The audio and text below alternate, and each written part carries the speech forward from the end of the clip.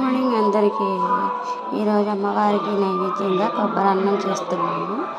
అన్నీ ముందే prepare చేసేసుకున్నానండి. Rice వండి కొబ్బరి తురుమును కడాయి పెట్టుకుని నెయ్యి వేసుకొని జీడిపప్పు వేసుకుందామండి. ముందుగా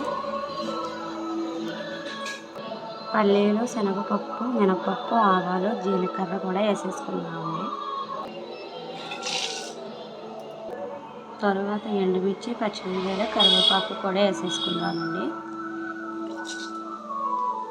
కొద్దిగా మిరియాలు కూడా వేసుకుందామండి. పోపు అయితే ఎగిపోయింది. కొబ్బరికాయ తీసుకుందామండి, 1 కప్పు. రుచికి సరిపడగా సాల్ట్ కూడా వేసేసుకుందామండి. ఇది ఒకసారి పచ్చివాసన పోయేదాకా వేయించుకుందామండి. కొద్దిగా ఇంగువ కూడా వేసుకుందాం. కొబ్బరి వేగిపోయింది. ఇప్పుడు రైస్ వేసేసుకొని ఒకసారి కలుపుకుందామండి. కొబ్బరి అన్నం రెడీ అయిపోయింది. అమ్మవారికి నైవేద్యం పెట్టేసుకుందాం. పూజ అయితే అయిపోయిందండి. నైవేద్యం కూడా పెట్టేశాను.